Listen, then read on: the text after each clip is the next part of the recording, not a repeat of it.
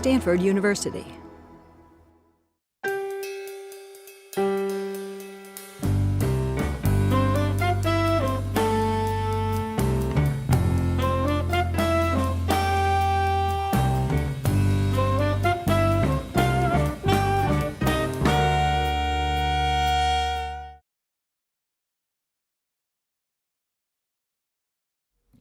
Dick, I'd like to go back and talk a little bit more about the Stanford tennis team when you were playing at Stanford. Yes.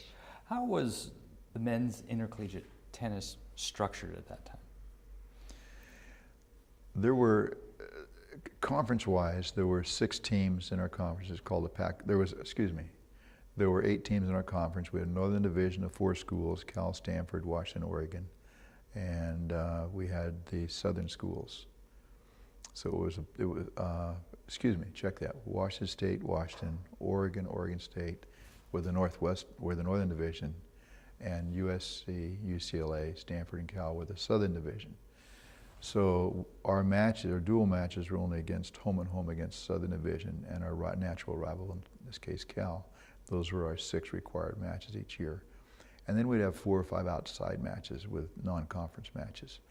So we didn't play that many matches. 12 or 15 matches a year was really all we played. And so you could manage a junior varsity team, which are guys not on the 10-man varsity, so to speak, and you could manage a freshman team, each of whom had their own 4 or 5 match schedule. And our competition was pretty defined. We didn't really search out competition. We didn't have a budget to go anywhere, so other than LA. So if some school were visiting us, maybe Portland or someone from Texas were visiting the West Coast, then we would play them and they would play Cal as well. So we really didn't travel other than Ojai for our big intercollegiate tournament there, or to go down to SC and UCLA. And those were our 2 weekends of travel all year. The NCAAs in those days were, anyone could enter the NCAAs. As a school, you took your top 4 singles players and your top 2 doubles teams, which usually were one and the same. And you scored a point for each round you won. For each round you won. So the NCAA championships remained that way until 1977, when it became a full team championship. Stanford was always very good in tennis, but never quite at the top. In my coach's time at Stanford, Stanford never finished out of the top 10. I think our average finish was 7th. And in a year when SC and UCLA were ineligible to play in the national championship because of penalties in recruiting and how they treated our athletes, we were actually tied for 2nd. But the tennis world then was really SC and UCLA up here. Occasionally Trinity University of Texas would join them, and then everyone else was down here battling for 3, 4, or 5 spots. And so, our average finish was 7 in those 16 years. So 7 in the country? 7 in the country, yeah. And that was determined by the 4 players in 2 doubles teams who went to, the 4 players who went to NCAA championships. And so the NCAAs at the time, any team could enter? Yes, any team could play, and a lot of teams chose not to. It was a later time of year also. So the reason Trinity University never really won the championship was when they had many of the world's top players. In those days, the players went to school because that postponed that gave them time to finish college before they were drafted. So you stayed in school to avoid drafting. You served the country after you got out of school. But everyone went to college then. So they had Chuck McKinley, who had won Wimbledon. They had Buck Holtz, who had won several major tournaments. Frank Froehling, who was a US Open finalist. They had a great team.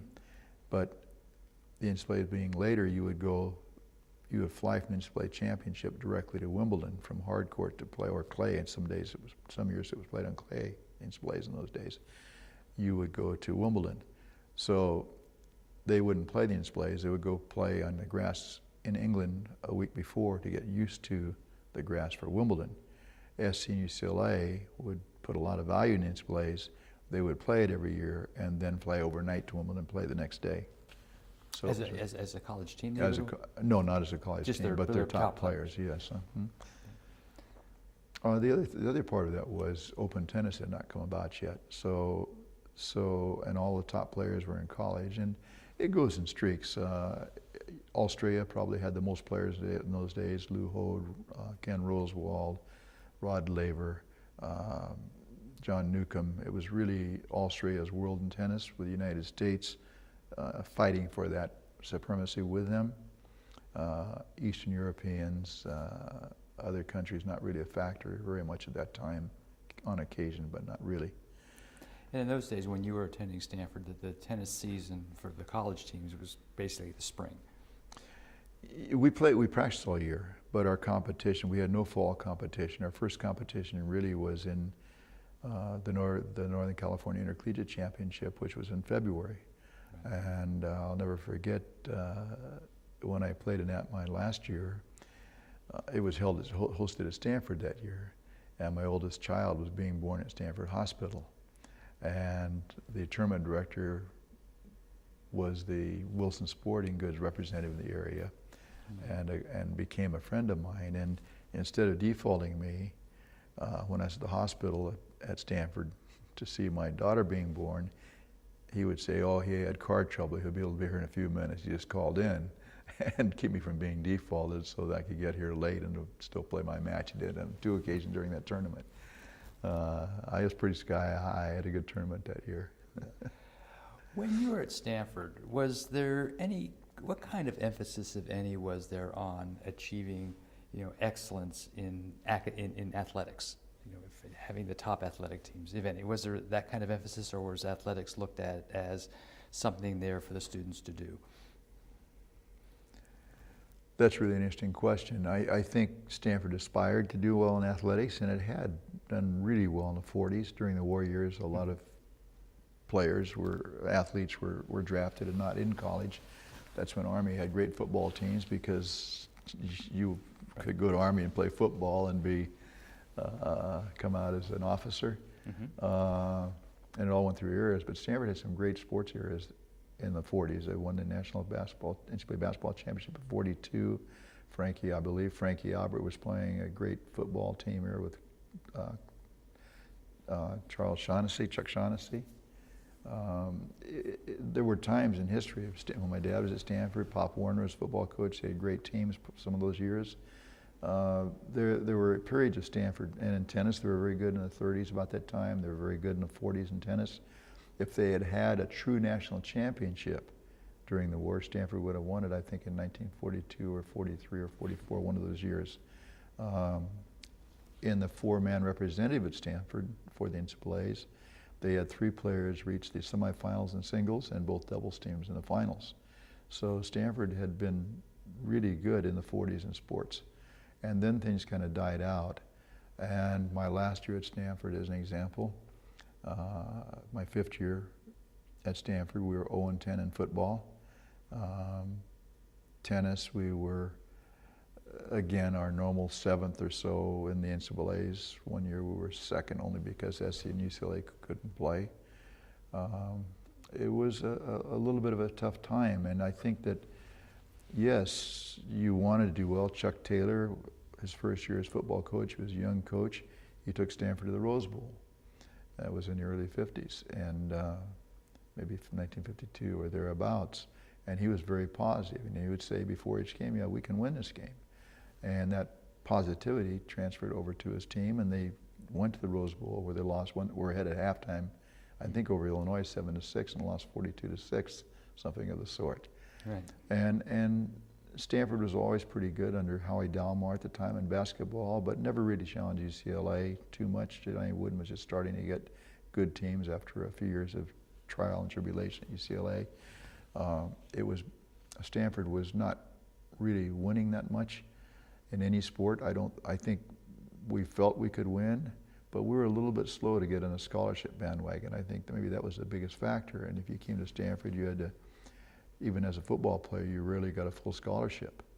And in tennis, I don't know that more than 1 or 2 guys were on scholarship, maybe Jackie Douglas and Jack Frost as an example, or partial scholarships. I know most of them, they were tuition only, and you had to hash for room and board. How did the Stanford tennis team and Bob Ranker, the coach, how did he go about getting top players or the best players to come to Stanford? Was there a recruiting process, or was it something that players would come to Stanford, and then Interesting point. Obviously, yes, he did some recruiting. He didn't recruit me. Obviously, I wasn't good enough, but he was in contact with some people. I don't know whether he actually flew them in for visits then, or they came in their own. I'm not quite sure what the NCAA rules were then. But basically, you went to Stanford because it was a solid tennis team, and you wanted to go to Stanford for the education. And the recruiting world changed dramatically. I think everyone recruited then, but it was hard to recruit for a program where you hadn't had much success. The top athletes want to go where they can be successful, and also where they can feel a successful part of a successful program. And I don't think in those days you'd necessarily come to Stanford in any sport for that reason. Stanford won the NCAA golf championship after the 40s. Stanford won the NCAA golf championship in 1953. It was the first time Stanford won a national championship. The only time in the 50s. In the 60s, 1967, I had just started. Stanford won the NCAA swimming championship under Jimmy Gorin, who also happened to be the water polo coach. So there were examples in the 50s and 60s of winning something, but that was only in one sport, and both of them really were more country club sports. Mm-hmm. Chuck Taylor's going to the Rose Bowl in 51 or 52 was a gigantic achievement at the time. It was a different world though, and our athletic success really wasn't here. I think there was I really sensed it as an athlete, more of a defeatist attitude. You know, let's do our best against these guys. Let's see how we do, but it wasn't like we can beat these guys. We will beat these guys. And that was as a student, and when I started, if we played SC and UCLA and we won one match out of, in those days you played 9 matches, 6 singles matches and 3 full doubles matches. If you win 1 or 2 matches against SC or UCLA, it was a moral victory. And that's held over when I started here at Stanford. My coach retired in the spring of '66. And his recruiting was done, and I got the job. And I remember at Fremont Hills Country Club, where I was a pro, I stopped and made a quick phone call to the 3 guys who stopped my lesson and made a quick phone call from the payphone at Fremont Hills to the 3 guys who had been admitted, and tried to get them to continue on to their commitment. That didn't happen. The top one went to Rice, ended up in biz school here a couple of years later, but went to Rice, and so it was a tough time. I inherited the team my first year. I really felt that at Stanford we could be successful, especially in a sport with mine. When I was coaching high school and junior college, and also a pro at Fremont Hills Country Club, I wasn't really known as a player internationally or even nationally, but I built a pretty good name for myself in the area because we started a lot of different events that promoted tennis.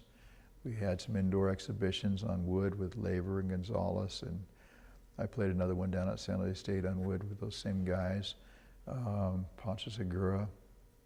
So we were building tennis in the area. The 70s were the tennis boom in general, and we were building toward that. We started a lot of youth programs, a lot of club league programs, and so everything was building, and I had a pretty good name in the area, and that helped me locally as far as the support base goes. And there was a lot of excitement, I think, when I came to Stanford. I think people wondered, well, who's this guy? And people in the area, I think, in general, kind of rallied behind me. And that was really a big help to me in terms of developing interest in the program. Recruiting was hard because people wanted to go where the players were, and so it took me a while. I thought with the environment we had, that we had within, as a crow flies, within 7 miles of Stanford, we had something like 22 clubs with tennis courts. Most of them had tennis teaching pros. It was really a boom time for tennis. With that amount of interest in tennis in the area, with the weather the way it is, I always thought Northern California rained a lot more at Stanford, but when I actually got down to it and looked it up, Stanford averages half an inch a year rain more than LA Civic Center. It was immaterial. And so when some of these things were put aside, some of these fallacies, it became easier to recruit. This would have been in the late 60s, early 70s time frame. Yes, I started in fall of '66 and inherited the team then, so I was recruiting for the fall of '67. Right. And we had some very close just misses. The next year I thought, this is going to take me too long to get going. I thought we could turn this thing around with all the benefits we had in the area within 3 or 4 years. I was very disappointed it took 7 years to win a championship, frankly. I thought it could be done much sooner than that. I thought really I had failed to do what I tried to do. But we were building a stronger base of players. Little by little, we were getting not the top players, but a pretty good base of secondary players. And some of the recruiting stories and just missing with top recruits. One guy said, well, I'll go if you go. And the other guy said, no, I'm going to go to UCLA where my brother was. And then the guy said, no, I decided to go. Oh, I just committed here. And getting one guy instead of two. And the recruiting stories in those days, I think I was one of the first guys to actually go out and do extensive home visits with top players. Mm-hmm. And that gave me an advantage. But the really thing that let us get going here, that would have been a long process overall, was that I approached the USTA, the United States Tennis Association, about hosting a training camp here. They did this in general, but this was the first time they'd done it, I think, on the West Coast, a national training camp here at Stanford. And it was a natural because the players would come here for 10 days and train for 2 weeks. USTA would pay their scholarship fee. I charged them my fee for putting on the camp. It'd be like running a camp. So I charged them a fee, which they actually paid to me. And they paid for the room and board of the kids to stay in the dorms. And so, and the top kids had to come to this camp or they couldn't make the US team. This is the Junior Davis Cup team? Yes, and so if you made the Junior Davis Cup team, then you were assured of having all your expenses covered for the summer. In those days, it guaranteed you that you would get straight into Junior Wimbledon, Junior French, and so on. But I was really not known outside of Northern California, which was a liability to me, and I wasn't known as a strong player. And so, certainly not by my tennis. And so this brought the players here. And the first camp we had, I think, was 1968 or 69, 70, and 71. Anyway, 3 years there. And every top player was here. Roscoe Tanner, Sandy Mayer, Bob McKinley, Dickie Stockton, Harold Solomon. Every top player in the country was here. No one dodged this camp. And they came here for 10 days. Barry McKay was the coach of the team. Jack Dara, the coach at Birmingham High School, was the traveling coach with the team for the summer, the players that finally were selected. And we put this thing on first class. Transamerica, a good friend of mine from Mills Country Club, was the CEO of Transamerica. Big group at the time. Transamerica sponsored the camp, and we did everything right. And you walk down to the courts, and every fence post 10 feet apart had an American flag on it. Every morning, John Phillips, who was playing on the loudspeaker. We had continued the tradition I learned at UCLA. Every high school match I ever coached, every tournament I ever ran, every match I coached in junior college, and every match I coached at Stanford, every tournament we ever hosted here, on every court were sliced oranges, which I most of the time sliced myself, put it out. So we had sliced oranges every court. We had towels in every court. We had ice water in every court, things that weren't normally done. And the players were treated like kings. And they played their 2 matches or a match a day to try to make the teams. We would save them some of our expenses by taking them out to the local clubs at night where they would play an exhibition, and the club in turn would have them for dinner and maybe have them stay for a dance with the junior gals. And it just opened their eyes up to the area itself. Then they went from here to the next tournament, which was in San Jose, the California State Hardcourt Championship. California State Championship, and then they went to Burlingame the next week for the National Hardcourt Championship, and they went to a tournament in Burlingame or went home for a week before they started the tournament circuit throughout the United States. So they had a month here in Northern California at a great time of year. It really, I was the glad hander being the host. I was the good guy. I could accompany them on the trip that Transamerica sponsored to the Giant game, where they sat in the press, where they sat in the press box, or or had dinner in the clubhouse, or whatever it might be. I was the good guy when we went to San Francisco to crowd of number 9 or whatever. I was the good guy. I planned all these activities. They had a great time here at Stanford. Can you tell us how you went about negotiating with the USTA to get the Junior Davis Cup camp here? Actually, I just asked them. I said, "Here's what we can do," and it was a boondoggle really, because I got paid a good salary for this, as much as I would for running a regular camp. I charged my regular camp fee, and they covered all the expenses of it all the way through. It was and they were very pleased with the camp. We did it for 3 years, and they would have done it for more if we had wanted it for more. But by that time, we were on our way. It was an incredible thing, and out of that, we attracted my first really good recruit class. We had built a strong base. Freshmen, my first couple of years could still not play in the varsity. I had some good players in my varsity. My best friends today and my biggest supporters were on that first team. Mm-hmm. And yet we weren't that good. And in those days, there was no future in tennis. Open tennis didn't start till 1968. So you couldn't play as a pro. There was no really incentive to turn pro. There wasn't that much of a future there. So the kids, it was fun to play in a college team, but there wasn't much before that you're preparing yourself for. So without having the very best guys here, they loved tennis, they wanted to get better, but that was not their primary purpose in life. And so, and it showed in our results. We were okay, but gradually we got better. And I remember one year, the first year that freshmen could play on the varsity, our conference said not in conference matches or games, but you could play an NCAA championship as a freshman, technically. So I played my varsity season with all my upperclassmen, but for the NCAAs, I took my 4 freshmen to it, and they took 8th. So I thought coming to Stanford as coach, it was going to be easy. We'd never been out of top 10. I was in for a rude awakening. My first year, we finished 16th in the country. My next year, we were 33rd in the country. I didn't know many schools played tennis. And my next year, we finished,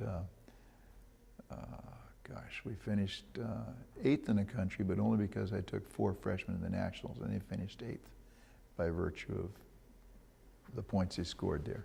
My guys, my varsity at the time, I didn't take. But then, by that time, we were having the Davis Cup camp. And one of those freshmen who went was a pretty good player and a top-flight national player who came here because of the Junior Davis Cup camp. But at the time, it looked like no one was going to come in behind him. Roscoe Tanner was a big name at the time, later went on to lose in 5 sets to Bjorn Borg in the Wimbledon finalist, a top 10 world player. Was really interested in Stanford, but decided to go to Tennessee. He was from Lookout Mountain, Tennessee, and decided to stay at home. So he signed a conference letter of intent to Tennessee. Those were not binding in our conference. So in August, he was admitted to Stanford, but decided not to come. In August, he called me back and says, "Dick, I'm rethinking this. Would Stanford still honor my admittance to Stanford? Would they still accept me at this late date?" I said, "I don't know." I immediately called admissions, begged and begged and begged them, said, "You know, I got a chance here for a big breakthrough. This guy now, you've admitted him, he now wants to come, it's past the deadline for accepting. Will you do it?" And they said yes. In the meantime, my best player from the Junior Davis Cup camp, Paul Gherkin, decided that no one was coming to Stanford.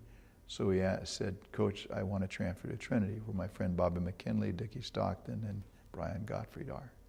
So he did transfer. I couldn't stop him. That's where he was going to be most happy. But Roscoe did come in, along with a local fellow, Rick Fisher, who had a tremendous competitive attitude, and a guy a year younger who had already signed a letter of intent, but Paul Gherkin did not know because of the age difference Gary Grulemon. So those 3 guys comprised my first really, really great freshman class. That would have been what, around 69, 70 time frame? That would have been, yes, class of 73. It would have been 69. Mm-hmm. And they could play in the varsity that year. So So Paul Gherkin couldn't play in the varsity. He had to sit in the freshman team and not play. The next year he would have been able to play, and Roscoe would have been here to stay. So that team really turned things around. Rick Fisher ended up getting the semifinals in NCAA championship. Roscoe was here through '72 and did a great job. He was a legend around here. I'll never forget, he went back to receive the Tennessee Amateur Athlete of the Year award. And they had everyone's supposed to give a speech, and a fellow who played for the Kansas City Chiefs, Jimmy Marsalis, a defensive back, had to go to the bathroom. Roscoe's sitting next to him, and they called on Roscoe. It was his turn to speech.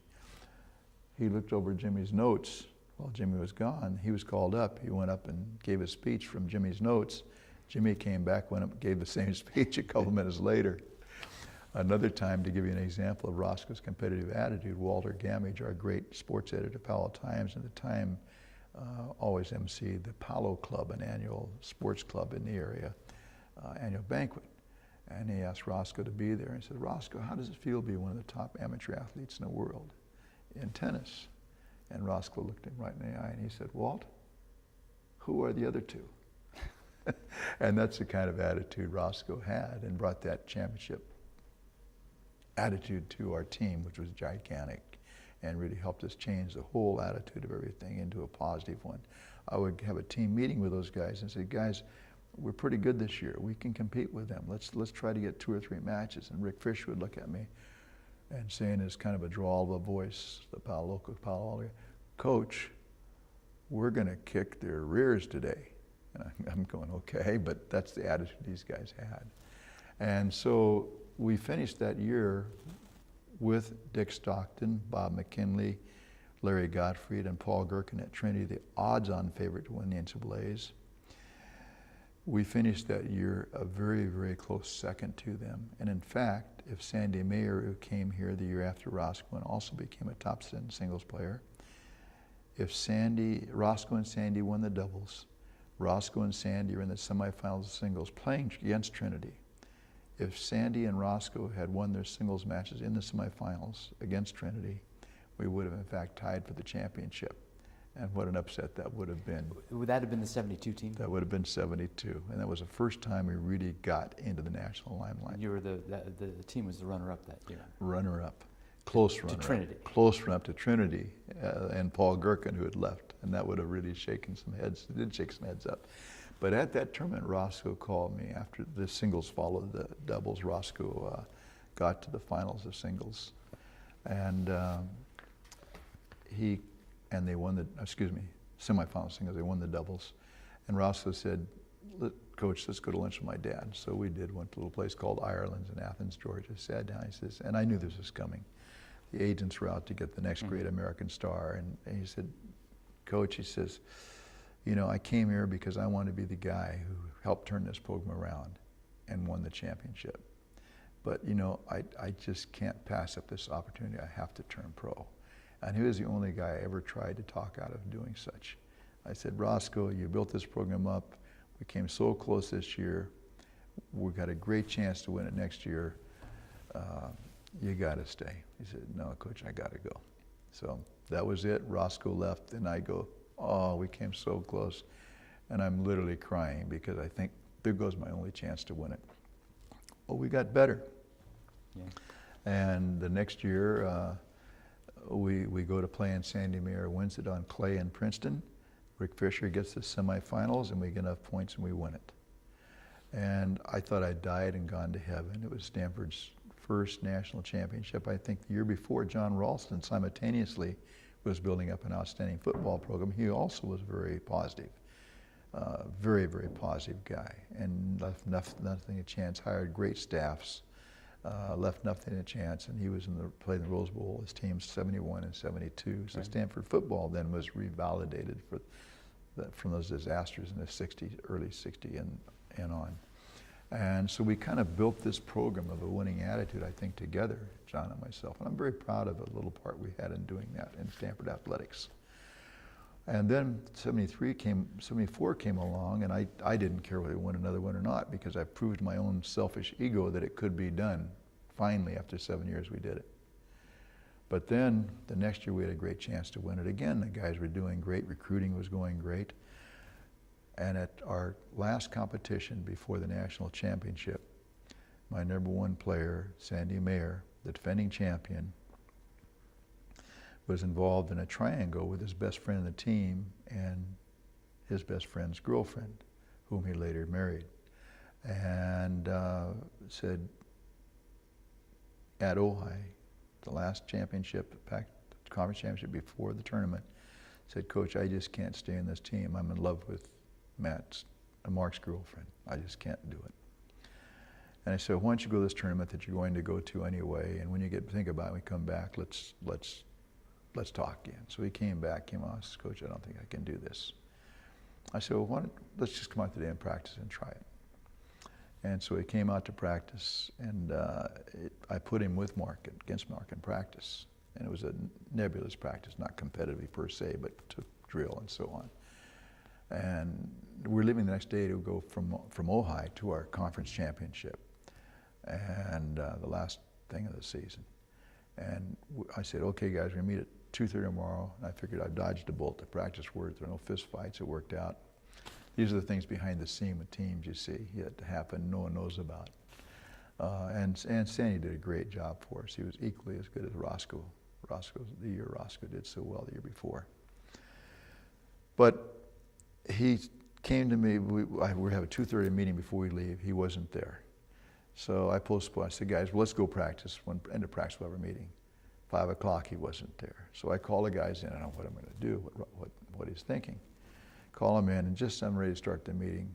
And there was a little hole in the old bleachers. He said, this guy's motioning to me. So I went out. It was Sandy. He said, Coach, I just can't do it. I said, Sandy, you know, I respect that. Why don't you tell the team? So he came in and told the team. He just couldn't, in good fairness, with his good friend, his girlfriend, now his girlfriend, he just couldn't follow through with the season. He was going to have to leave the team.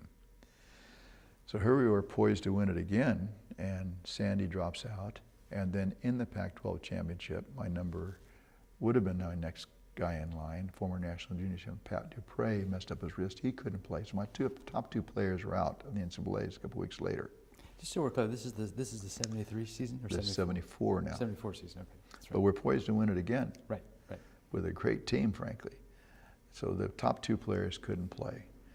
So we still take only 4 guys to nationals. I moved my number 7 guy to number 6 for the Pac-12s. He actually went up to number Pac-10s or whatever it was in those days. He went up to number 4. My third guy, John Whitlinger, was my number 1 player. Jimmy Delaney went up to number 2. He was my number 2 player. Chico Hagee was my number 4 player, was 7, went up to number 4. And these guys, brand new tennis facility at USC, these guys came through without the top 2 guys of 2 weeks earlier and won the championship. Unbelievable effort by them. And then 75, we dropped off a little bit. In 76, we had a team that, you think of teams that might have won it, could have won it. We had a big lead in the tournament, the last individual tournament, and we had a big lead going in the last couple of days, and we blew it. Mm-hmm. And we lost by 1 point to the co-champs, SC and UCLA, 20-19 or something like that. And it was a tough time. But it was amazing how the Junior Davis Cup camp got us going, and gradually we started getting better players to go with the depth we were building, and finally put it over the top. And from that point in the 70s, Stanford ended up winning 7 national championships. 4 of those in men's tennis, 73, 74, again in 77 and 78 when it became a full, true team championship. And in women's tennis for the first time ever in 76, and then also in men's water polo, 2 championships there. So that was a start of Stanford's decades of excellence from then on. 1 championship, 53 in men's golf, 1 championship in the 60s, 67 men's swimming, and then men's tennis, 73, 74, 77, 78, women's tennis, 76, first women's championship in any sport, and in water polo twice. Let me go back. Can we talk, I mean, this is fantastic. I'd like to sort of fill in some things here. And let's talk about when you came on board at Stanford as the head coach in 1966. Maybe we'll come back later and talk about prior experiences.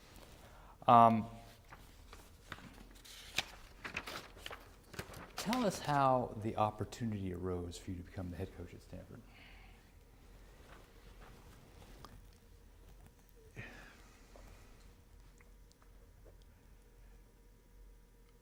My coach had been here for 16 years.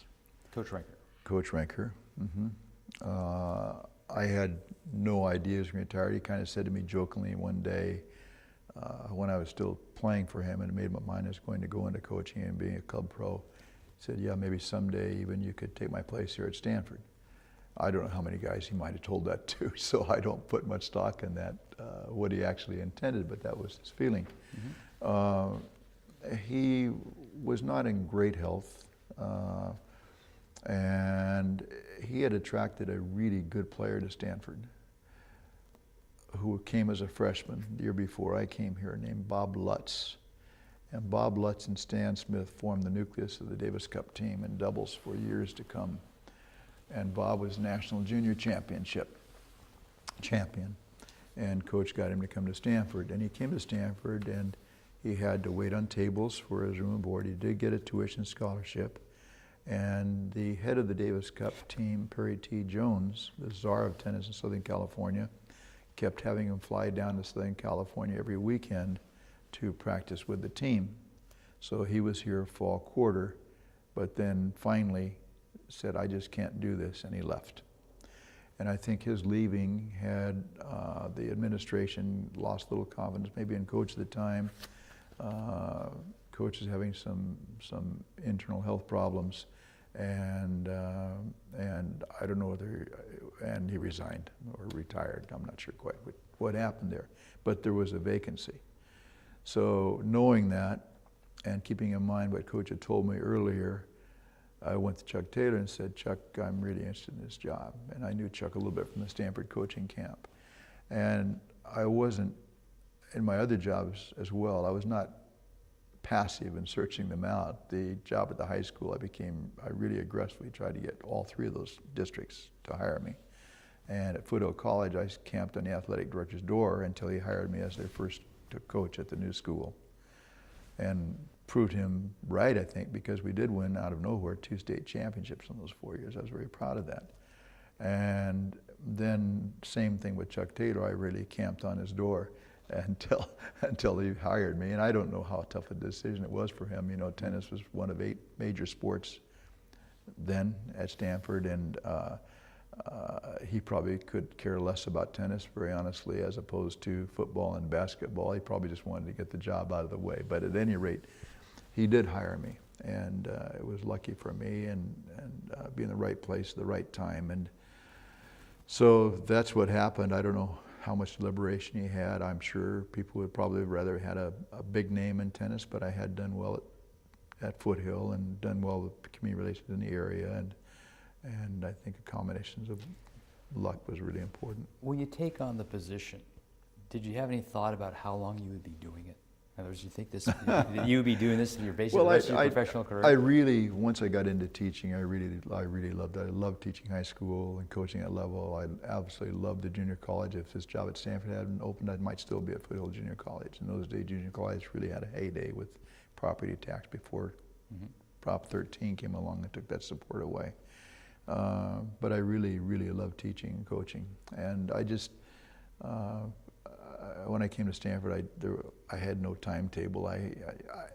I really hurt myself as a coach because I was so determined with my own ego to prove that this could be done that I put undue pressure on my players. I think a tremendous burden was lifted off of me when I proved to myself, selfishly, that it could be done. I had died and gone to heaven because I had reached my goal of winning a championship. I saw it could be done.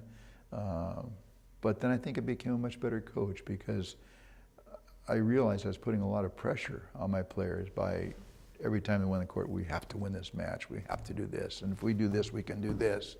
And once we won it, it was more like, guys, let's get better, let's improve, let's try to get this done this week and do this the next day. And I think I became a much better coach and put things in much better perspective. It became much less me, much more we, and how can I make you better? Mm-hmm. And I think I really passed a big moment in my coaching career by doing that.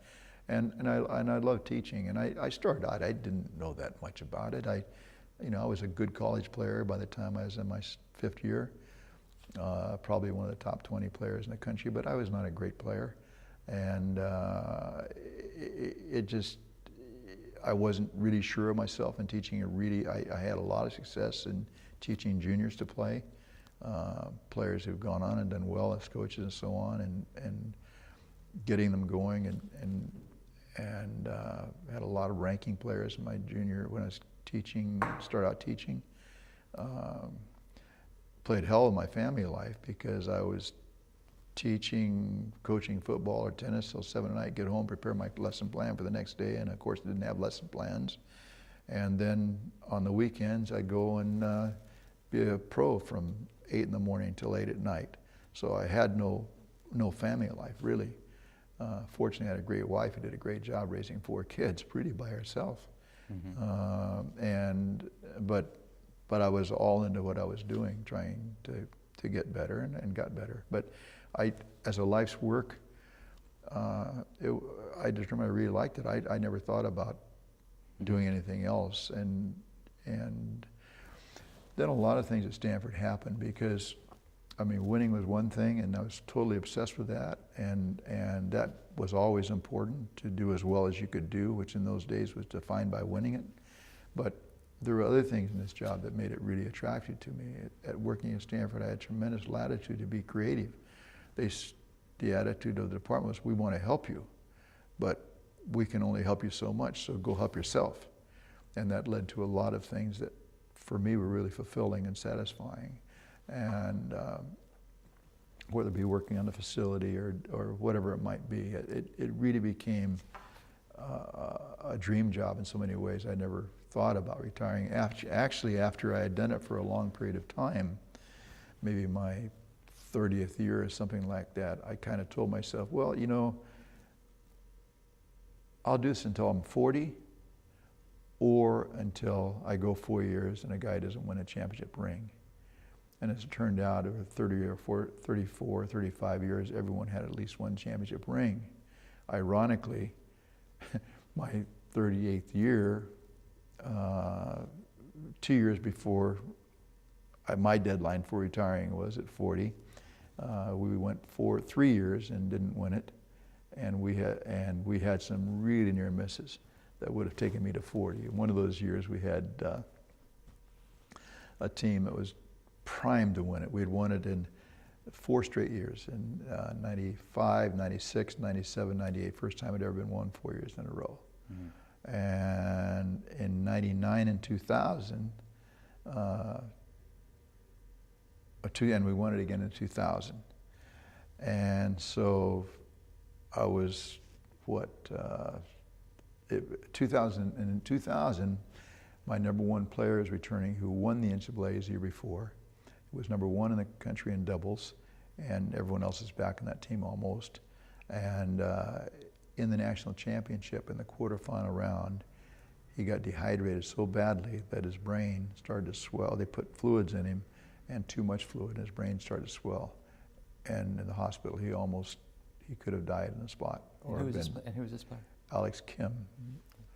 And this is the 2000 season. This is the 2000 season, I think, or 2001, one of the two. 2000. And so this was a great team, and we're primed to win it.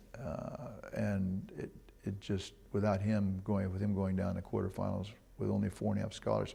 When I started, they fully funded me with full scholarship. I had 8 full scholarships when I started. First time they really committed to tennis in that sense. 8 full scholarships in '96 timeframe? When I started coaching. 66, excuse me. Yeah, it took me a while to get to 8, but finally I had enough players that were good enough to qualify for 8, they gave me. At this time with Title IX, we were back to 4.5. So you don't lose a guy of that quality, the number 1 ranked player, defending champion, and the doubles player. We just weren't deep enough with 4.5 scholarships to put him in. And we were competitive in the next match, but we couldn't win it. Otherwise, I think we were playing so well. I would never have bet against us to win that championship. 2001, the next year, a guy who had won the NCAA doubles a couple years earlier was also #1 in the country, and the #1 seed in the tournament. And in our conference championship, hurt his wrist and couldn't, last competition for the national, and couldn't play.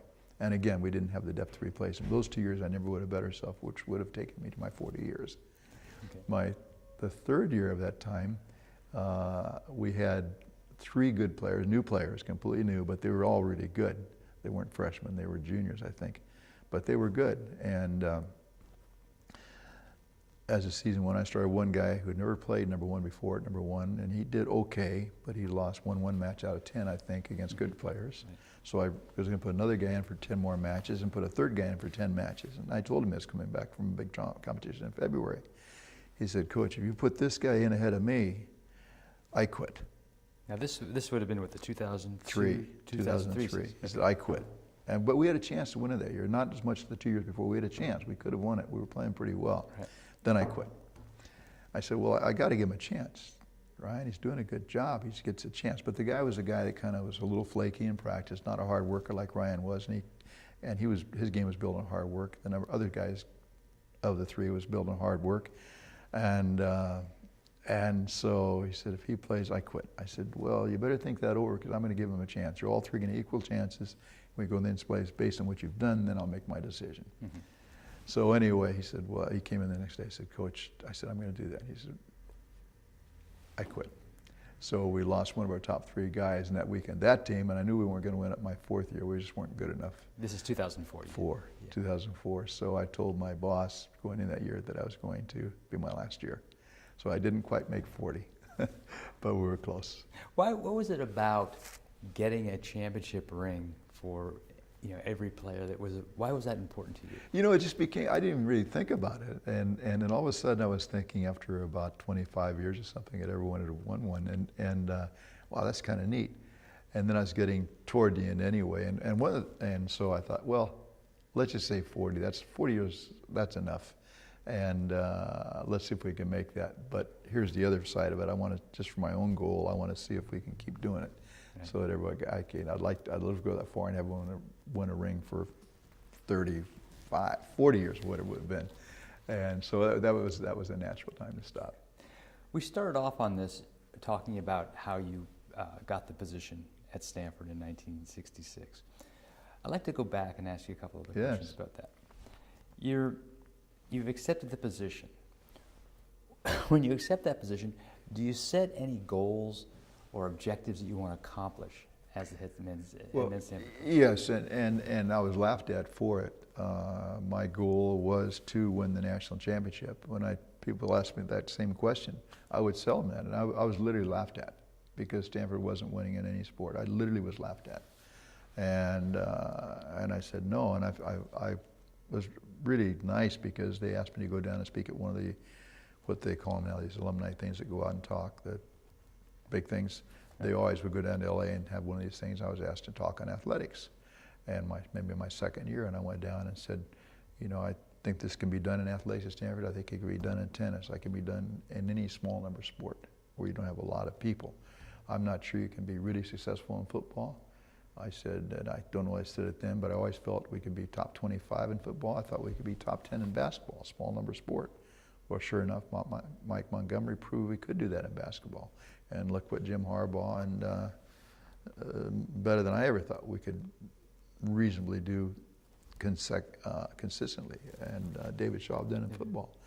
And we built this thing that's gigantic now. But no, that was my goal. That was my stated goal at that time, and I was really laughed at for it. And why did you think Stanford could do that, win a national championship in tennis?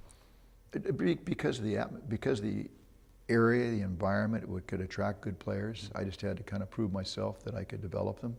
I think the longevity at Stanford was based on a couple of things. I think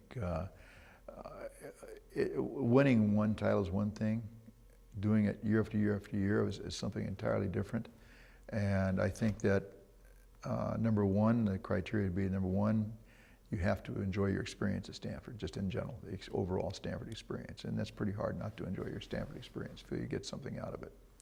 Secondly, you have to get better in your tennis, tangibly better, be able to say you got better and why in tennis, your sport at Stanford. And thirdly, you have to go on, if there's a competition beyond college, as there is now in most sports, then you have to do well beyond college. And if you enjoy your experience, you do well and improve at Stanford and go on and improve well after Stanford, then why would you not come to Stanford? It's got everything. Mm-hmm. And I think, I was so proud in those years. 82 we had 8 players in the final 32 at Wimbledon. 8 players in the final 32 at Wimbledon. In 83 we had, known as the World Championship. In 83 we had 4 guys in the quarterfinals. And my wife, one of her gals in the semifinals, winning Chrissy Everett to get there that year. We were actually at the tournament that year leading a group for the Alumni Association. But we were there the first week, so we didn't see them at the very end. But those kinds of things made me really proud, and it made people think, hey, I can go there and I can do the academics and I can take part in this experience. These guys all think it's great and do well beyond. So it was tremendous recruiting. Now, in 1966, you formed this goal that you want to win the national championship. Did you come up with a plan or strategy as to how you're going to implement that goal? Well, first of all, I didn't know that much about coaching. I was successful in high school, I was successful in junior college, but this is a whole new level for me. And I you like to think, I think when you're young, you think you know it all and you really know nothing. Right. and I had this false belief in myself. The good part was I was smart, not very smart, but smart enough to know I had a lot to learn. And the more I coached, the more I realized I could learn from everybody, my players themselves, their coaches, their parents, other coaches, other players. I just had to be astute and watch and listen. And I think this really helped me. I picked up so much from so many other people. Even when I was playing my last couple of years, knowing I was going to coach, watching how other coaches handled situations, how they handled the players. I never saw their practices per se. I think it would be, I've always felt, and I haven't done it this day, and I have no excuse for it, but I always felt it would be an incredible experience. We have all these unbelievably successful coaches here. I've coached with, I added up one time, 39 coaches who won national championships over the years. Incredible, some incredible number. I'd have to check that, but it's something like that. And how incredible it would be to take a week or two and go out and watch a practice from every one of these other coaches to see how they handle their players. I think that would be incredibly impressive, and I would learn a ton by doing it. Tara Vanderveer admits readily that she would go and watch Bobby Knight's practices. I've never watched another coach practice. So I think I could learn a lot by doing that. You just didn't have time to do that. Right. But so it doesn't sound like you had a specific plan in mind for... Well, I'm sorry. I'm not a good enough coach to win without good players. No coach is. You have to have the best players. Right. So the whole thing is based on recruiting. And then you say, well, are there enough good players who can get into Stanford? And so I had to find out the players who had a chance to qualify for admission, and then not only get them to apply, but then hopefully once they got in, to convince them to come. And I was pretty successful with that.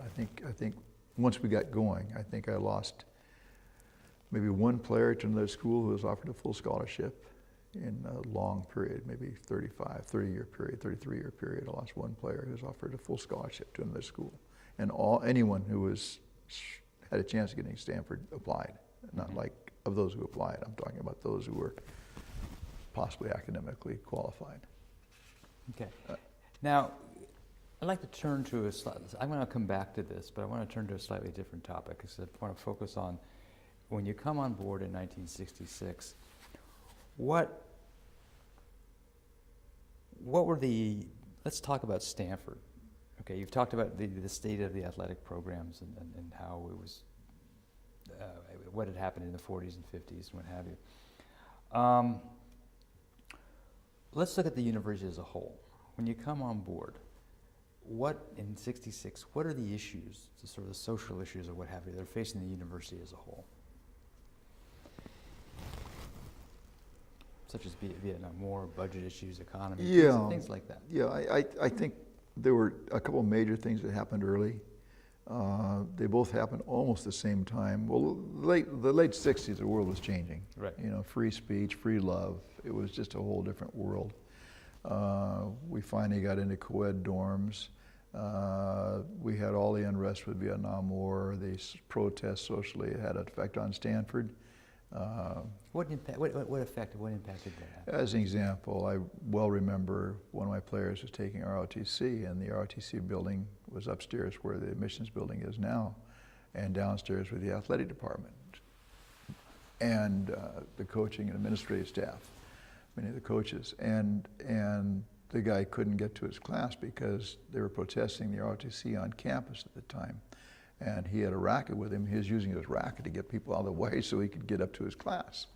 There were protests at the president's office. There were policemen on campus. Classes were canceled. Some classes were canceled. It was a very, very difficult time all over the country. Mm-hmm. And I think it was, I didn't have anyone quit tennis because of it. They kept playing. It was, in fact, those were some of our better years in tennis. But I think it was hard. It was on everyone's mind. Mm-hmm. And could you sense it in the players, that it was having an impact on the players? I sensed it more with one of my first players who I inherited as a freshman coming in. His son went to Stanford and quit Stanford when he started Snapchat. Mm-hmm. But he became very liberal in the late 60s and actually dropped tennis his senior year to hop on a cattle boat and cross over to Cuba and cut sugarcane for Fidel. Got that part of his life out of his way, came back and became one of the most respected conservative attorneys in Southern California, and to this day is a very, very good friend.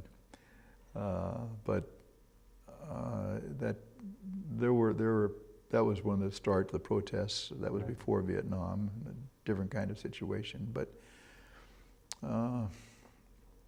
then you had the draft lotteries. A lot of things were going on then. I think that was a really difficult time for students. I didn't, you know, my kind of theme as a coach was, you know, this fence is our living room, and you walk into your living room, and this now is your workplace, your place of study, whatever it is.